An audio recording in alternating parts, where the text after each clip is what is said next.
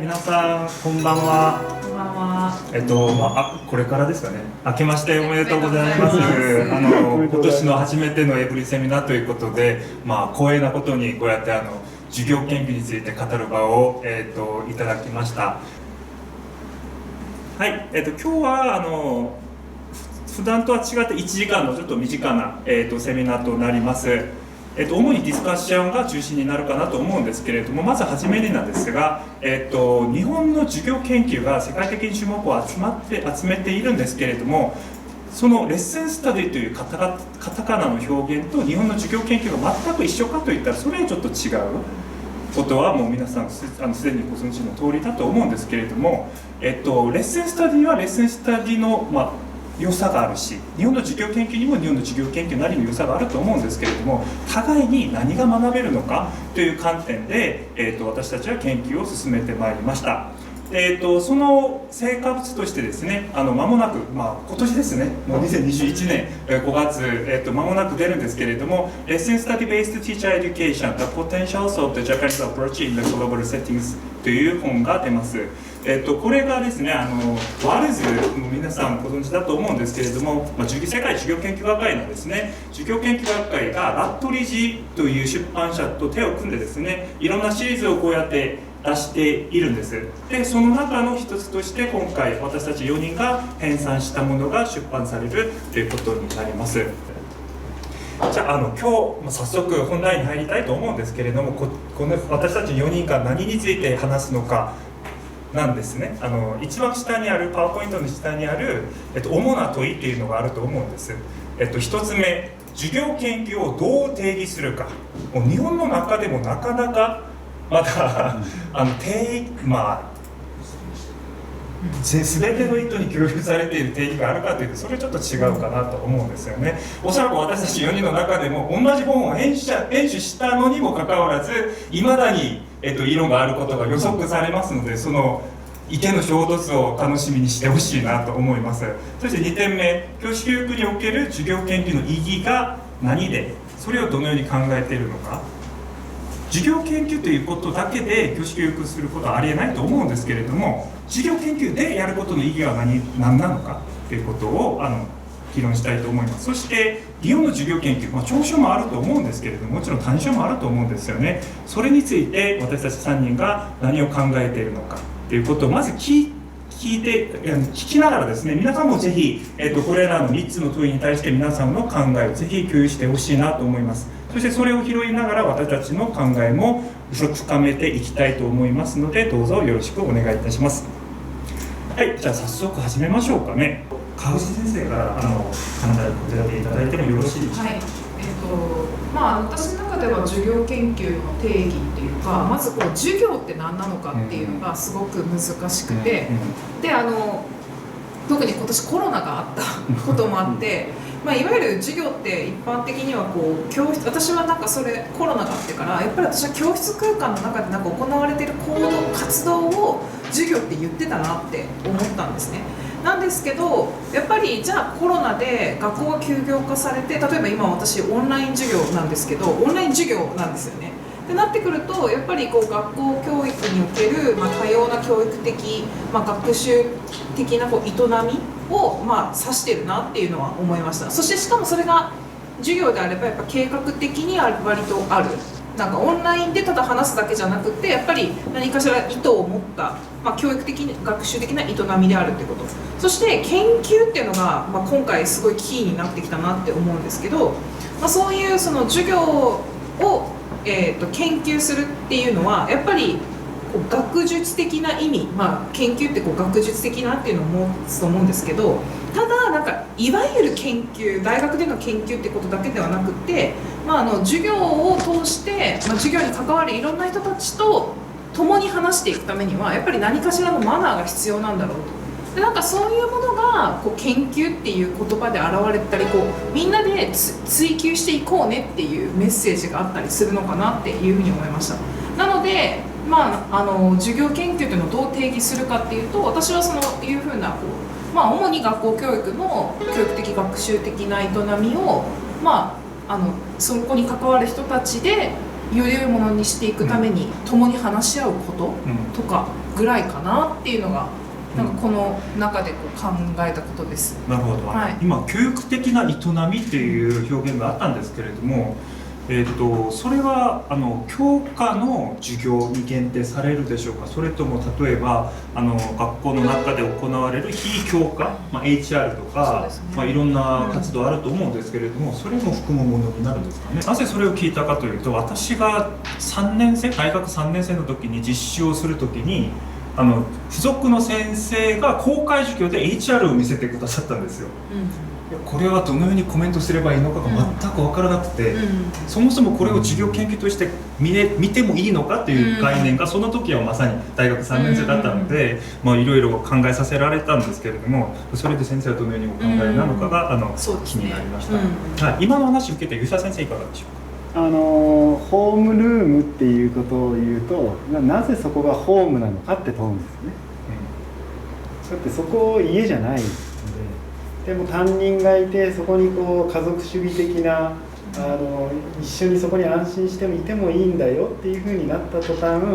多分次岩田先生になると思うんですけど、例えば極端にもうちょっとトゲがありますけど、分かりやすく言えば体育なんかはできるできないが思いっきり出るんですよね。でさっきまでホームルームだよと、みんなここがホームだよ、居場所なんだよって言ってたのに、お前できないじゃないかってなった途端、ここ何なのここはと。でこう教科っていうことの意味は僕はもうむしろどちらかというと重視派なんですけど、ただ教科だけで問えない部分があるっていう、そこに授業研究が手を伸ばせると僕は思ってます。でも伸ばせないっていう人も多いかなと思います。ある島の中学校は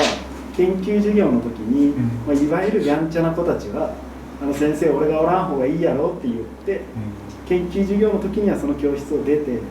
でその当時まだ用務員さんみたいで技術室で用務員さんとギコやるんですよね。授業研究に行ってでもその子が学校を飛び出さずに用務員さんのいる技術室にいるっていうことまで捉えて授業研究、でなぜそういう子がいるのかって、実は同じ市でも本土というか本州は給食はないけど、こっちの方学校は給食があるので、実は生活が苦しくってでもここで一緒に食事をしたいっていう子が来る。でそこまで授業研究で捉えないと、何のために授業研究してるんだ、でいわゆるそういう子が気を使って出てきたその教室の社会科、それたまたま社会科でしたけど、その社会科の授業の発問を良くするって、そこを議論してどうするんだっていう、そういう関心です、ね。なるほど。でもその発問を議論すること自体が悪いわけじゃ全然ない。なるほど。子供を取り巻く全ての環境まで含めて授業として捉えないといけないっていう先生の発想ですかね。いや、授業研究が捉えないです。授業とは捉えないです。それは授業ではない。ってことはすみません割り込むんですけど、吉田先生の中でやっぱりこう傾聴はあるっていう感じですか。授業研究っていうのを見取るため、授業を研究するためにそこまで含めなきゃいけない。そうですね。授業研究という営みは授業だけを見るものではないっていう。それはすごい大事だなと私も思います。岩田先生いかがでしょうか。今の話の続きでも結構ですし、新たな論点でも結構かなと思うんですけれども。はい、ありがとうございます。その教科だけで捉えられないっていうところ、私も同感で、これは保健体育、体科教育固有なんかもしれないんですけど、私も中高の教員数年やってた経験もあって、やっぱり授業研究をしていくと、どうしてもその授業の中でやっぱこの子どもたちがなかなかこう運動に参与できないときに、やっぱりそこに生徒指導が必要だとか、あるいはグループを使って球技をするときにも、なるべくその運動部活動に入っている子を利活用しながらこうマネジメントした方がスムーズにこう進むんですよね、ゲームとか。ってなったときは部活動との関係性とか、そういった授業だけでは捉えられないようなところも含めてこう授業を研究するっていうのはやっぱり体育の特徴としてもあると思うんですよね。でも一方で私がこの一番最初の問いをこういただいた時に、授業研究って言った時にその間にこうあえて言葉を入れた時に、授業を研究するっていうことと授業で研究するっていうことは違うと思ってるんですよ。で、私は最初授業をやっぱりもともと教員もやってたので、授業を研究して競技の意味での体科教育で言えば、いかに体育授業の実践を子どもたちのためにこう変えていくのか改善していくのかっていうのが私の目標だったので、そういう意味で事業を研究してたんですよね。で今回この出版の先生方と一緒にですね、いろいろこうディスカッションする中で、事業で研究するってことですよね。でそのものの定義を考えたことがそもそもなかったので、やはりここで教科教育学の人間と教育学の人間というそのバックグラウンドの違いもあるでしょうし、そしてそれがどのようにクロスオーバーできるのかということが今回また改めて現れたんじゃないかなと思いました。今ちょうど質問が来てて、授業で研究するとは具体的にどういうことですか？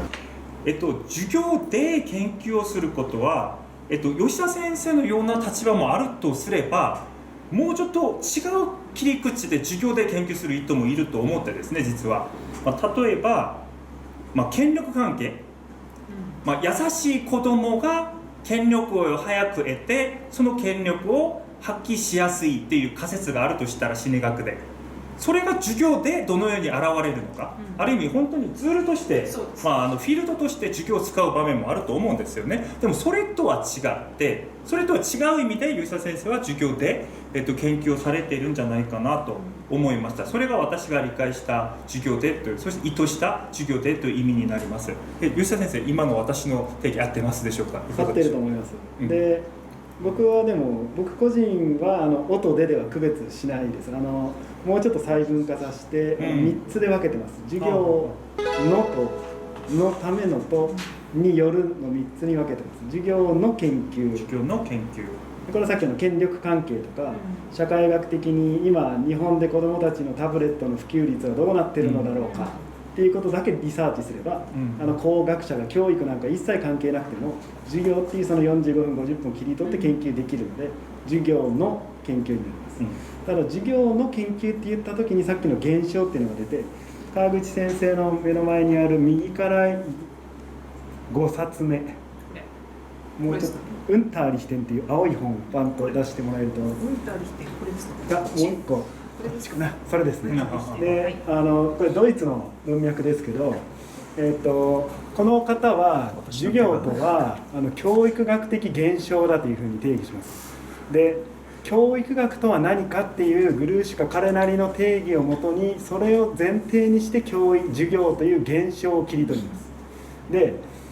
授業の改善のためではないです。教師の力量形成ではないです。教育学研究として授業という現象を切り取ります。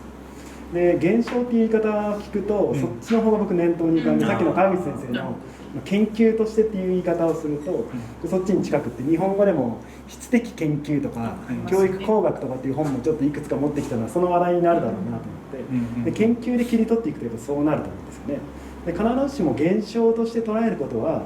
授業のための研究と矛盾するわけじゃないと思うんですよ。きちっと現象として切り取ったからこそ、じゃあ授業をどう改善するかっていうふうになっていくと思うんですよね。で、僕の今のでのやつは授業によるです。授業を研究することによる学校改善とか地域づくりとか、何かこう授業研究をするっていうことの違う理由があるときには授業による。多分川口岩田先生の話を聞いてたのは僕はによるの方が近いです。で、今レッスンスタディって言われてるのはほぼ授業のためのだと思います。ピーター・ダドリーさんのやつが多分今欧米だとよく引用されてますけど、やっぱりこうコラボレーティブな、リフレクティブなプラクティスだと、そういう定義はやっぱ授業のための、あるいは教師教育の力量形成のための、そういう認識にしてます。日本の外で、展開されているレッスンスタディの議論はかなり競技の、ものに限定されていて、今私たちがここで議論したいろんな意味をそのまま翻訳されて使われているわけではないっていうことが今日私たちの議論の中で浮き彫りになったんじゃないかなと思います。はい、それでは2つ目の問いに移らせていただきたいと思います。教師教育における授業研究の意義とは一体何か。教師教育といえばこういう教員養成段階、大学もそうですし、現場の先生方々のプロフェッショナルディベロップメントも含めるものになるとちょっと広い感じで捉えてるんですけれども、その中で授業研究を行う必要性、行うことの意義について皆さんはどのように考えていらっしゃるんですかね。これは吉田先生からお願いできますでしょうか。そうですね、僕も一旦文章にしているのでチャットにも書き込もうと思います。まあいいやと。ですね、授業鍵括弧つけてます。授業という実践現象の改善をするということを軸に、教育実践の改善に取り組めるのが教師教育における授業研究の意義かなと。で、こういう言い方がすごいまどろっこしいんだと思うんですけど、じゃあ教育実践の改善に取り組むためには授業研究でなきゃいけないかと言われたら、僕はスタンス上はかなり強くイエスですけど、でもやっぱそれだけじゃない、さっきの子ども館とか社会科の先生がちょっと図書館に行って歴史の本読むっていうのは実に重要な教育実践改善だと思うので、授業なんかしっかり忘れてちょっとこの夏休みアメリカに行ってみようって、教育実践の貢献になると思うんで、そういう考え当然皆さんあると思いますけど、そういう意味では当然授業研究だけじゃないですけど、やっぱ授業を語るっていうのは市民権を得てると思うんですよね。やっぱ教育学の中でもやっぱ学校教育にそもそも関心がないっていう人がやっぱいっぱいいますけど、それでもやっぱり授業っていうことをツールにすれば、もう反対でもネガティブでもポジティブでもやっぱ授業について語れる、そこが一番の売りかなと思ってます。もともと教科教育で育つと多分授業研究と教師教育って多分分離しないんですよ、さっきの理由で。つまり授業研究って基本教員にフィードバックするものなんで、なんか分離できるってまず思わなくて、なんか吉田先生から最初結構序盤から言われてたんですけど、なんかイメージができなくって、で例えばさっきのアメリカの話とかは、例えば私社会科だとそれ教材研究に入れるんですよね。アメリカに行くことはいや教材、なんか社会科だとよく生きてること全部の教材研究みたいな言い方するんですけど、なんか社会そのものなんで、なんかその分離できず忘れて本を読むとかっていうのは、だ結局とかやっぱ授業研究に戻ってくるじゃんみたいな発想があったんですね。でもなんかいや確かにただ授業研究の非常に講義に捉えたりとかもっと広く捉えてみると、必ずしも確かに授業っていうものをじゃあなんであえて大事にしなきゃいけないのかって考えたら、やっぱり私学校の、今日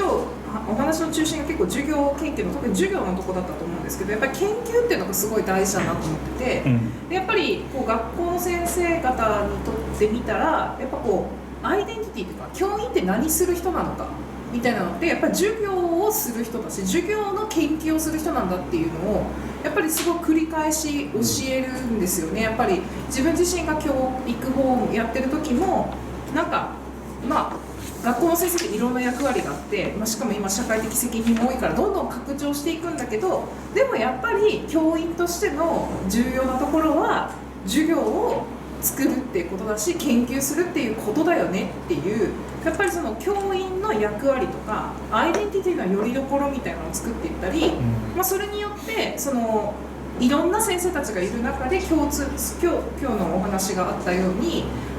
共通の言語にもなりますし、授業研究って作れますし、それを対象に考えていくことでいろんな人たちと対話できるっていうのがやっぱり授業研究の良さだなっていうのをすごく思っていて、一応本の宣伝文に私と先生方々の中で協議をして書かせていただいた授業研究の良さっていうのは、5つ、書かせていただきました。まず1つ目はティーチャーオーナーシップ。教員が自分なりに授業を作っていく。